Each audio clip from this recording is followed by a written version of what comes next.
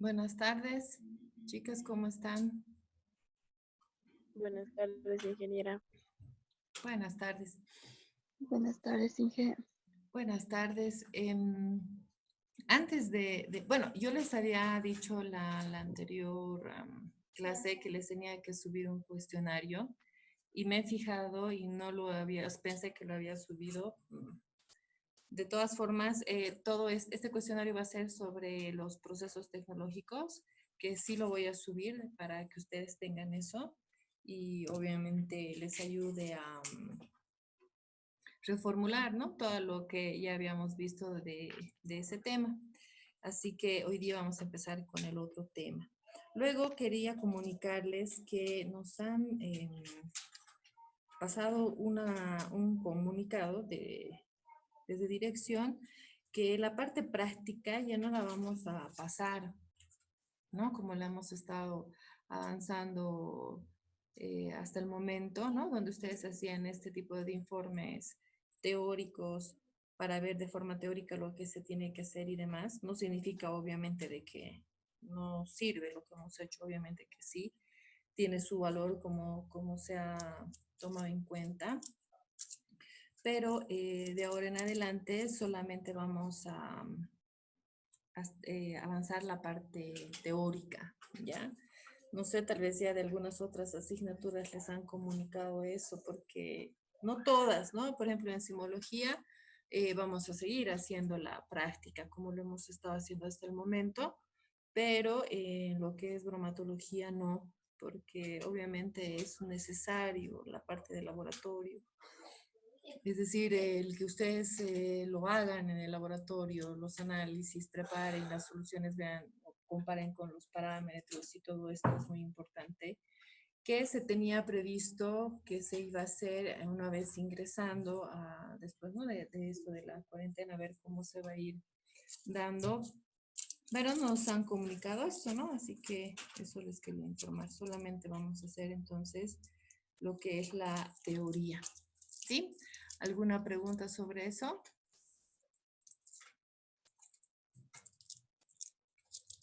No, Inge, está bien. No, Inge. Ya. Bien, entonces empezaremos, ¿no? Vamos a entrar al tema que es control de calidad, donde primero, bueno, vamos a ver lo que son las tomas de muestra, vamos a ver justamente toda esta parte de lo que es un análisis bromatológico. La parte introductoria de este tema es importante conocer conceptos y definiciones, ¿no? Entonces eso es lo que vamos a ver principalmente ahora, para que después vayamos aplicando todos estos fundamentos que son importantes. Entonces, les voy a mostrar toda esta parte teórica de lo que viene a ser o lo que corresponde a un análisis bromatológico, a un control de calidad o las diferencias de esto o que corresponde, ¿no? Las definiciones a cada uno de estos dos términos o fundamentos que les estoy nombrando. Una vez que yo termine, ¿no? Obviamente si tienen dudas y todo, vamos a ir preguntando y vamos a ir reformulando todo. Y una vez que terminemos esto, vamos a hacer una evaluación ahora, ¿ya? De lo que vamos a hablar, de lo que ustedes van a ver. Les voy a poner preguntas y de acuerdo a las preguntas que ustedes vayan respondiendo van a tener un puntaje, ¿no? Que cada pregunta vamos a ponerla sobre 5 puntos, ¿no? Entonces, si responden bien, entonces se van sumando los 5 puntos. Vamos a hacer la ponderación a que sea sobre 15, ¿ya? Responden todas las preguntas, son 15 puntos. Van respondiendo menos de eso, obviamente va a ser menos de los 15 puntos. Entonces, como ustedes saben, las actividades que yo les doy, ya sea en la plataforma, etcétera, se valora sobre 15 puntos. Entonces, en este caso ya tienen esta actividad que yo les voy a dar ahora, que vamos a hacerla conmigo, que es la evaluación de lo que ustedes van a aprender ahora, ¿no? Toda esta parte de fundamento teórico. ¿Alguna pregunta que tengan antes de empezar?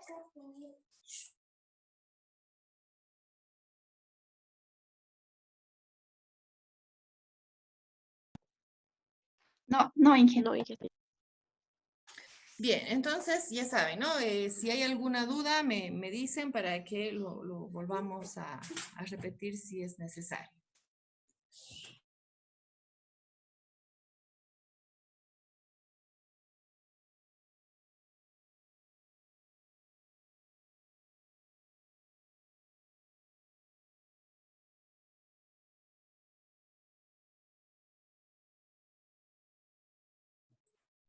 Bien, ¿se ve lo que les estoy mostrando en la pantalla? Sí, Inge. Bien, entonces empezamos. Como les decía, es una introducción a esta parte de lo que es el control bromatológico, ¿no? Empezando desde lo que viene esa definición, control bromatológico. Entonces, un análisis bromatológico también, en este caso, una definición importante es un conjunto de sistemas de inspección y análisis que se aplica a los alimentos durante su elaboración, almacenamiento y expendio. ¿A qué se refiere esto? Cuando hablamos de este control bromatológico o este análisis bromatológico, también lo podemos denominar así, es cuando se realiza los análisis en el momento que se está haciendo la preparación o la manipulación de la materia prima, ¿no? Ahí, en ese momento podemos realizar un análisis bromatológico o un control bromatológico.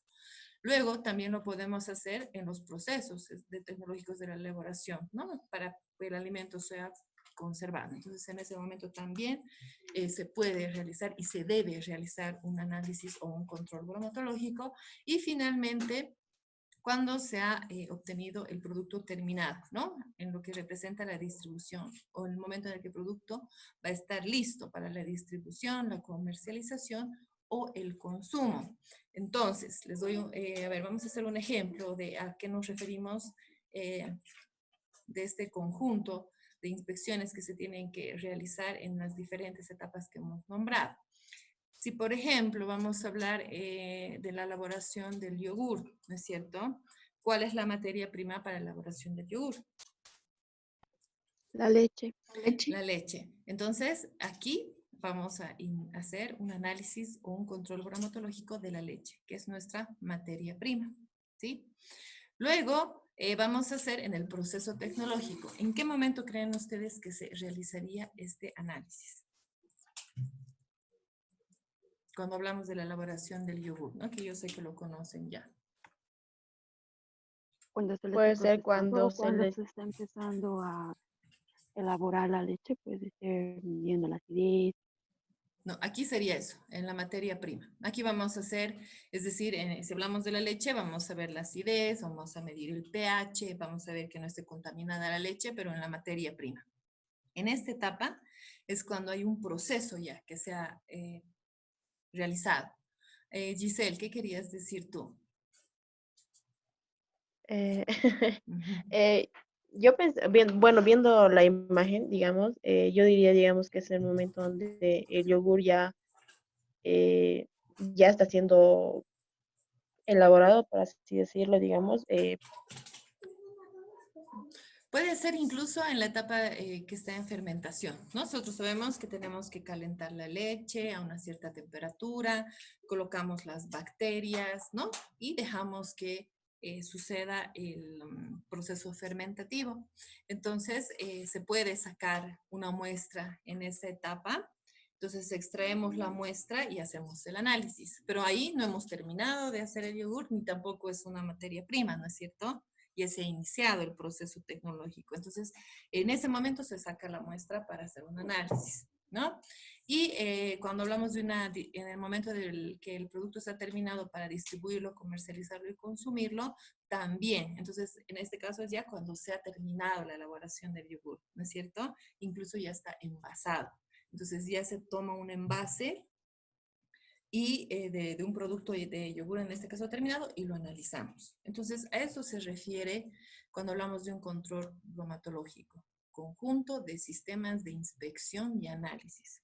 Eso se aplica entonces durante la elaboración, bueno, en el almacenamiento y el expendio, ¿no? Y aquí les estoy aclarando de qué forma se puede realizar el análisis cuando hablamos en el caso de la elaboración, que va a ir comprendida desde la materia prima, en el momento que se está transformando el producto, en el momento que se ha terminado la elaboración del producto, e incluso estaríamos hablando de una cuarta parte más donde estaría el producto almacenado, ¿no?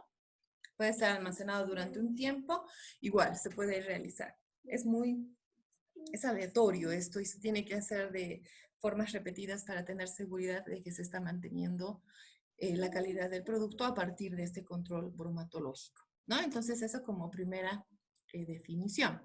Ahora, ¿cuál es la importancia entonces de realizar ese análisis bromatológico o ese control bromatológico? Es porque los alimentos que se elaboran o se procesan están designados a que existan consumidores, ¿no? Seres humanos que van a consumir, que tienen que favorecer dentro de lo que es la salud, ¿no? Tenemos que saber que ese producto efectivamente va a proporcionar componentes nutritivos a las personas que lo van a ir consumiendo. Entonces, esa es más que todo la importancia de poder realizar esto de control bromatológico. Ahora, obviamente, un consumidor, ¿no? Nosotros somos consumidores, entonces nosotros exigimos que los alimentos comprendan ciertas características para que nosotros nos sintamos seguros de que estamos consumiendo un alimento que no nos va a hacer daño. Entonces, ¿qué es lo que nosotros exigimos? Que el alimento sea sano, sano en el sentido de que sus ingredientes no tengan ninguna composición que a largo plazo o a corto plazo te puedan dañar, ¿no? Seguros, en el caso de la higiene que se haya manejado dentro de lo que representa el alimento en su proceso nutritivo, que contenga estos nutrientes, dependiendo obviamente del alimento, y genuinos. ¿A qué se refiere genuinos? Cuando se está utilizando la materia prima tal cual es. ¿A qué me refiero? Si yo, en el caso del yogur, podemos utilizar el ejemplo que si el yogur nos dice que es que es elaborado a partir de la leche de vaca, entonces tiene que ser a partir solamente de la leche y no tiene que haber otro tipo de materia prima que se haya utilizado, ¿no? Se puede mezclar, por decirles, con una leche vegetal. Entonces ya estamos cambiando su composición, ya no es genuino de lo que representa normalmente un yogur, ¿no? La genuinidad está representada entonces en la materia prima, que sea totalmente pura y represente lo que inicialmente se está transformando. Entonces, cuando hablamos de estos puntos, que sea sano, seguro, nutritivo, genuino, comprendemos estos otros dos conceptos, que es inocuo y calidad, ¿no? Y eso lo vamos a definir.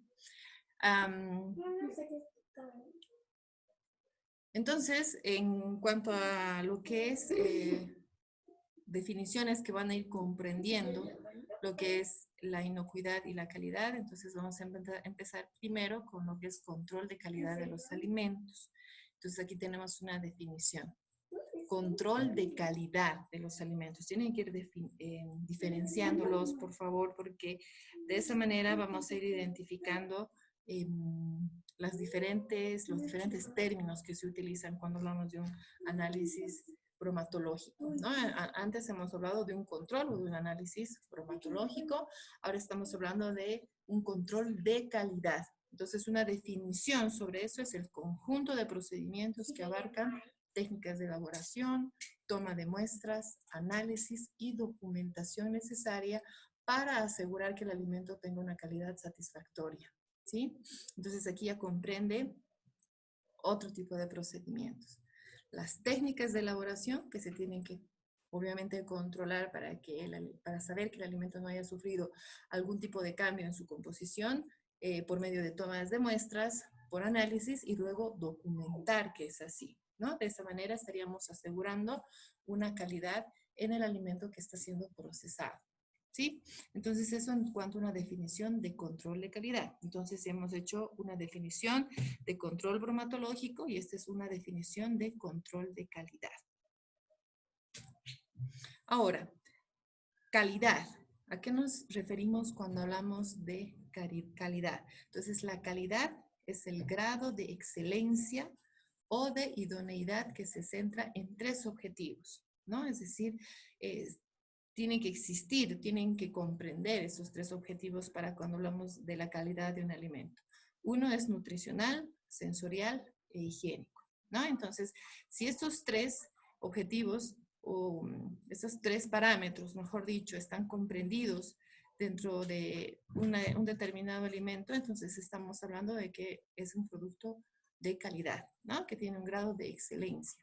Entonces, vamos a ir viendo, bueno, en cada uno de ellos el mismo nombre ya nos está indicando qué es lo que se está midiendo. Nutricionales, obviamente, el valor nutritivo, ¿no? Los nutrientes que va a corresponder al alimento. Sensoriales, que tengan buenas características organolépticas en cuanto a olor, color, sabor, textura, y que obviamente sean aceptables al consumidor, ¿no? Sabemos que a veces algunos colores o texturas, tal vez ese alimento sí puede llegar a ser demasiado nutritivo, sí puede realmente comprender esto cuando hablamos de valor nutricional, puede tener todos los nutrientes, puede haber sido elaborado dentro de una seguridad sanitaria, pero si no tiene características sensoriales aceptables, es muy posible que no se consuma el alimento, ¿no? Es decir, tiene que tener un color, un olor, una textura que realmente llame la atención para poderlo consumir y comprende dentro de lo que estamos hablando de calidad, ¿no? De lo que estamos definiendo con respecto a la calidad.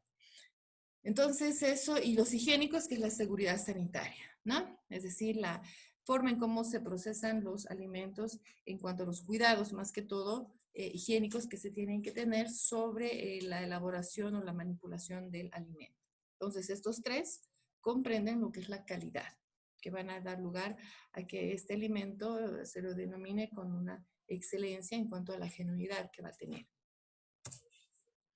Entonces, ya estamos definiendo control bromatológico, control de calidad, calidad. Ahora estamos definiendo seguridad alimentaria, ¿no? Entonces, cuando hablamos de seguridad alimentaria, para definir la calidad de un alimento, no solo se debe considerar su valor nutritivo, como les decía, o sus características organolépticas, sino también su seguridad o su denominada inocuidad, ¿sí? Es decir, aquí estaríamos haciendo más que todo referencia a que el alimento puede llegar a tener características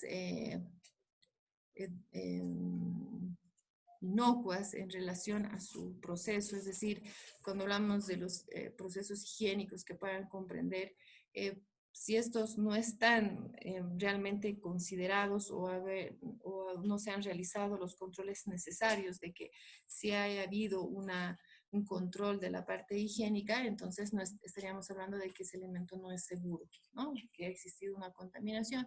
Esa contaminación puede ser producida por microorganismos, por sustancias químicas o por sustancias físicas.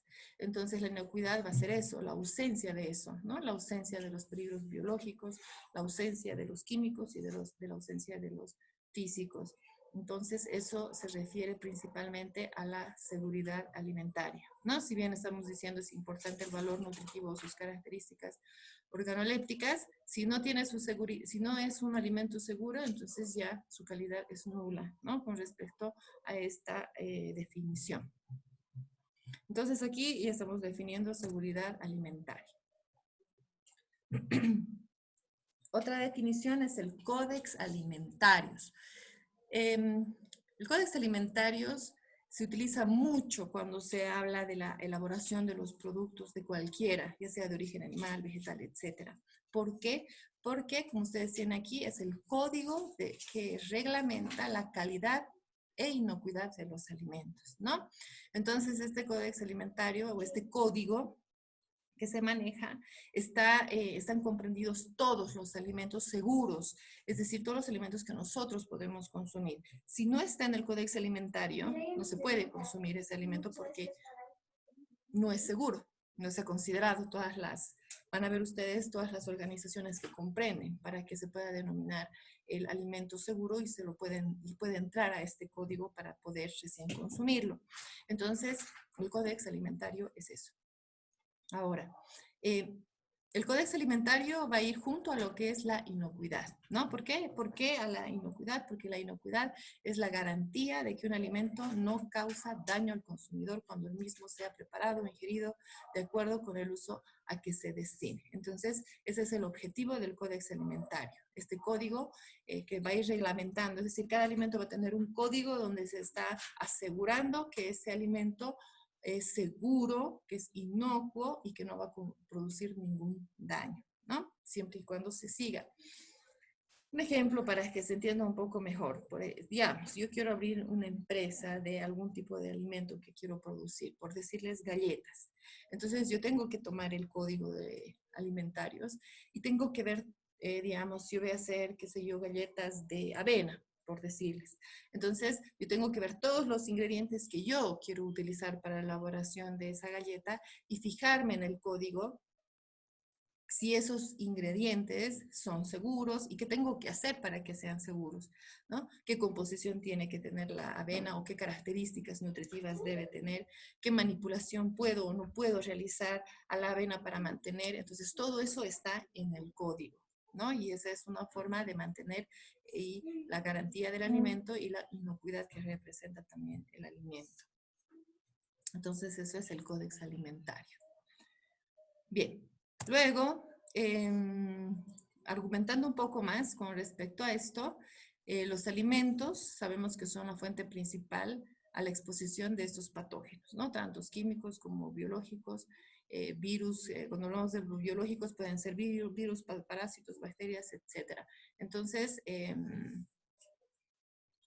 es importante considerar eso, ¿no? Cuando son contaminados en niveles inadmisibles de agentes patógenos y contaminantes químicos o con otras características peligrosas, conllevan riesgos sustanciales, ¿no? Es decir, para la salud de los consumidores y representan grandes cargas económicas para las diversas comunidades y naciones. Entonces, es por eso que se tiene que tomar en cuenta lo que es el código o el Códex Alimentario, porque se van a evitar, obviamente, diferentes tipos de intoxicaciones o posibles enfermedades que se puedan adquirir cuando el alimento ha sufrido una contaminación. Entonces, obviamente, ese vendría a ser su objetivo principal. Eso es fundamental, ¿no? Como les decía. Ahora, cuando nosotros hablamos de la preparación de los alimentos en general, siempre tenemos que pensar que este alimento puede sufrir una contaminación y se tiene que tratar de evitar esa contaminación a lo largo del proceso, ¿no? Entonces es para eso que se tienen que conocer los microorganismos que puedan generar la contaminación del alimento. Cuando nosotros nos enfermamos por consumir un alimento contaminado, entonces se estaría dando una clasificación con respecto a que estamos teniendo las enfermedades transmitidas por los alimentos o ETA, ¿no? Cuando se produce esta enfermedad por el consumo del alimento, a eso me refiero. Esto normalmente afecta especialmente a los niños, a las mujeres embarazadas, a los ancianos, y no son propios de un alimento específico, ¿no? Puede pasar en cualquier alimento si no ha sido preparado de forma inocua. Entonces, cabe la posibilidad de que suceda o que estas personas puedan llegar a tener este tipo de enfermedades, ¿no? Que son las ETA. Existen síntomas que identifican cuando nosotros estamos adquiriendo una enfermedad justamente por el consumo de alimento. ¿Cuáles las características o los síntomas? La diarrea, ¿no? Es el síntoma más común de las ETA, pero también hay otras consecuencias más graves si es que esta enfermedad en vez de mejorar va empeorando por algún tipo de factor, tal vez el mismo microorganismo que ha ingresado a nuestro organismo está causando, ¿no? Daños mucho más severos y estos pueden llegar a causar las insuficiencias renales, los trastornos neurológicos o incluso la muerte, ¿no? Dependiendo de la complejidad de la contaminación que haya podido sufrir el alimento y también de la persona, ¿no? Si una persona está enferma o tiene algún otro tipo de patología y que llegue a tener una ETA, entonces puede, ¿no?, complicarse su enfermedad transmitida por el alimento que ha consumido. Bien, hasta aquí alguna pregunta que tenga. Y que una pregunta sobre, ¿solo sería en enfermedades transmitidas por alimentos o solo también podría ser por hay algunas personas que tienen alergia a cierto tipo de alimentos, ¿verdad? Cuando son alergias, ya son intolerancias alimentarias. En este caso estaríamos hablando de enfermedades. Y en el siguiente les voy a mostrar específicamente cuáles son esas enfermedades, ¿no? Para que tal vez quede más claro eso.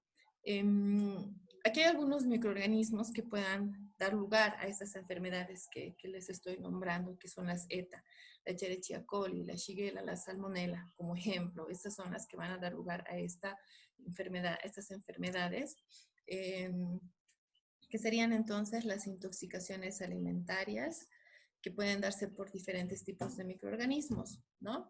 Por ejemplo, aquí tenemos la que puede ser por una estafilococcica, un clostridium, que en el caso del clostridium, bueno, el perfringens, perdón, no es tan peligroso como en el caso del Clostridium botulinum, que tienen aquí, que provoca el botulismo. Es decir, ambos producen toxinas, ¿no? Pero en el caso de la Clostridium botulinum, sus toxinas son mucho más dañinas, por decirlo así. Entonces, va a depender, ¿no?, el tipo de intoxicación dependiendo del microorganismo. O también por la Bacillus cereus o por vibrios. Entonces, respondiendo a lo que decías, Griselda, más que todo cuando hablamos de las ETAs, ¿no?, que son las enfermedades transmitidas por los alimentos, van a ser intoxicaciones por diferentes tipos de microorganismos. Y cuando somos intolerantes a la lactosa, intolerantes al gluten, y es una intolerancia alimentaria, ¿no?, que eso ya vendría a ser otra cosa, ¿no? Yo no entraría dentro de lo que son las ETAs, ¿sí? ¿Se entendió la diferencia o no? Sí, está bien, gracias. Inge, sobre el botulismo, ¿cómo era? En el caso del botulismo es un microorganismo, bueno, un microorganismo, una bacteria, que en este caso produce toxinas de alto riesgo. Es decir, nosotros en cantidades muy pequeñas, si nosotros los consumimos, incluso puede llegar a causar la muerte. Pero en el caso del Clostridium perfringens no es tanto, ¿no? Es decir, sus toxinas producidas no son tan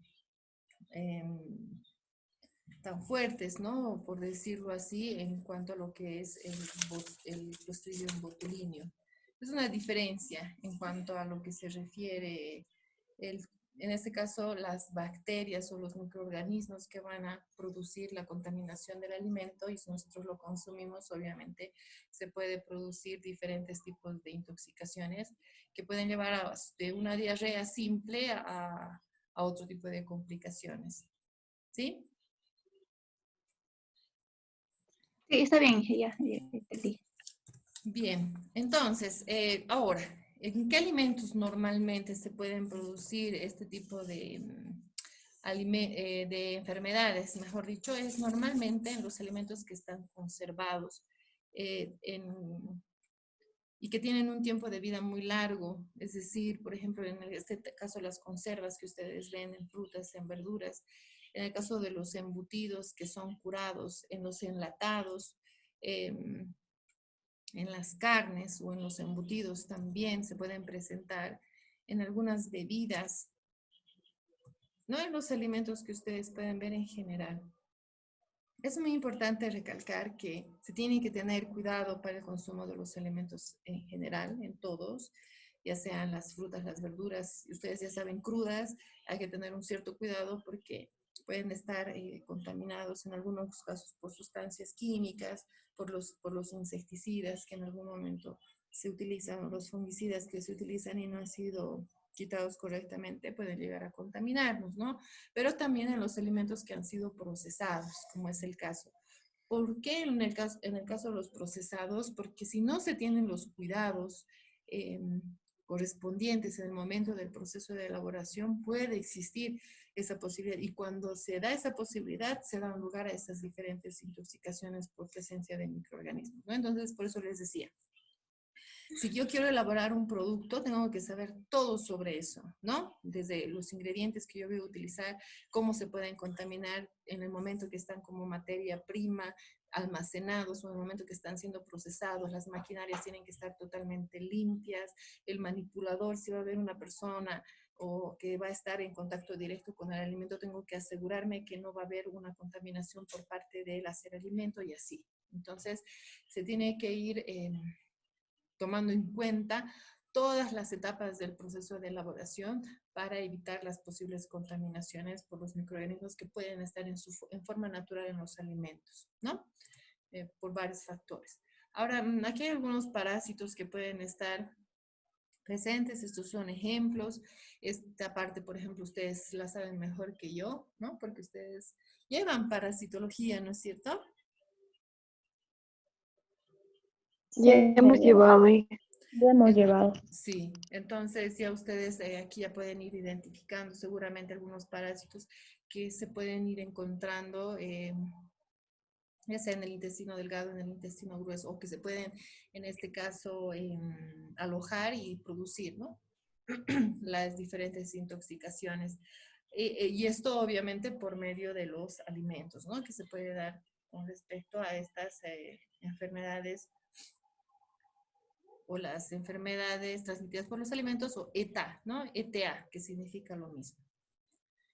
Bien, entonces, con respecto a esto, como les había dicho, por lo tanto, lo que hace el Códex Alimentario es considerar todas estas posibles contaminaciones que puede sufrir el alimento. Entonces, es por eso que es muy importante utilizar el Código Alimentario o el Códex Alimentarius cuando se quiere elaborar un producto, ¿no? Porque se va a considerar, un alimento se considera contaminado cuando contiene esos agentes. Entonces, se tiene que saber cómo puede ese alimento llegar a crear esa contaminación. Las sustancias químicas que pueden llegar a tener en su proceso de elaboración o antes de esto, es decir, desde la cosecha, ¿no? Se podría considerar. Las sustancias químicas, tóxicas u orgánicas, no extrañas a la composición, obviamente, y los componentes naturales tóxicos en concentraciones mayores a las permitidas. Hay alimentos que tienen sustancias tóxicas naturales.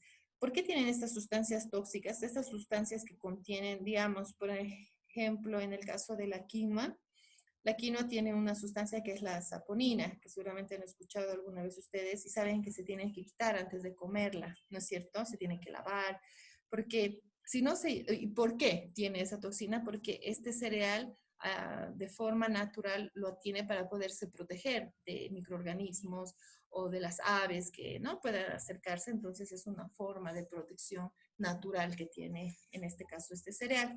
Entonces, para que nosotros lo podamos consumir lo tenemos que quitar. Entonces también se considera todo eso, ¿no? Que el momento que se vaya a tratar un alimento que contenga estas sustancias naturales tóxicas, tengan que tener cantidades o concentraciones que sean permitidas y no vayan a causar obviamente un daño posterior. Es un ejemplo, en el caso de la quinoa hay varios alimentos que tienen estas sustancias que se tienen que quitar y hay que saber también cuánta es la cantidad mínima permitida para poder procesar el alimento con este tipo de sustancias. ¿No? Entonces eso con respecto a todo lo que corresponde a esta parte de lo que es el Códex Alimentario, su uso y cómo va entrando el concepto de calidad e inocuidad dentro de lo que es el Códex Alimentario, ¿no? Entonces vamos a seguir nombrando dentro de esto lo que es la seguridad alimentaria, ¿no? Seguridad alimentaria, entonces es el Códex Alimentario, que se está refiriendo a la eliminación de estas enfermedades tomando en cuenta el código. Entonces, un alimento es seguro si tiene la cualidad de no producir ningún tipo de daño, ¿no? Cuando sea consumido por cualquier organismo vivo. Entonces, ahí podemos hablar de una seguridad alimentaria.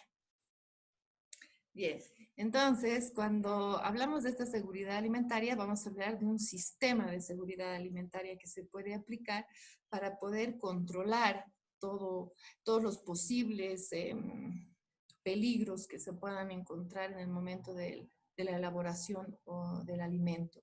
Entonces, para controlar los peligros en el consumo de alimentos, se han implementado diversos sistemas de seguridad alimentaria. El principal que nosotros vamos a hablar es el sistema de análisis de peligros y puntos críticos de control. Entonces, o denominado HACCP, ¿sí? Este HACCP es un sistema de seguridad alimentaria. ¿Qué es lo que se hace? Este sistema es cuando personas expertas dentro del conocimiento de este sistema van a empezar a detectar puntos o peligros en el proceso de elaboración de un alimento para que se hagan controles y análisis en esos puntos y evitar que exista la posible presencia de la contaminación del alimento o que exista una no contaminación por microorganismos o por cualquier otro tipo de sustancias, ¿no? Ya sean químicas o físicas. Entonces, es lo que hace el sistema. Se encuentran, como les vuelvo a decir, puntos críticos, se los denomina así. Un ejemplo de esto es, volveremos a lo que es la elaboración del yogur. Entonces, yo tengo que hacer un diagrama de todo el proceso, desde el momento que recepciono la leche, luego la caliento, la homogenizo, mido mi temperatura, preparo mis microorganismos, el tiempo de fermentación. Entonces, todo ese proceso, todo eso es un diagrama, ¿no? Que yo tengo que tener. Y yo tengo que ver las personas que en este caso aplican este sistema de seguridad, van viendo cuáles son los puntos en los que puede existir un peligro de contaminación y pueda presentarse algún tipo de riesgo para que el alimento sufra una contaminación y pueda obtenerse un producto que vaya a dañar la salud o vaya a dar lugar a estas enfermedades que hemos nombrado, ¿no? Entonces, un ejemplo, digamos, por decirles, si estoy hablando de la elaboración del yogur, yo puedo decir el punto crítico que yo puedo tomar en cuenta es la recepción de la leche, ¿no? Si la leche no se hacen los análisis importantes para considerar que la leche o la materia prima no ha sido adulterada, no tiene ningún contaminante, etcétera, entonces no puede ingresar al proceso. Entonces sería mi primer punto. Mi segundo punto puedo decir la temperatura a la que va a ser pasteurizada y así. Entonces esos puntos o peligros críticos son los que yo voy a tomar en cuenta para evitar una posible contaminación y obtener un producto de calidad. Tengo menos de medio minuto, así que si se corta les voy a mandar un enlace más, ¿ya? Hasta aquí, pero alguna pregunta que tenga.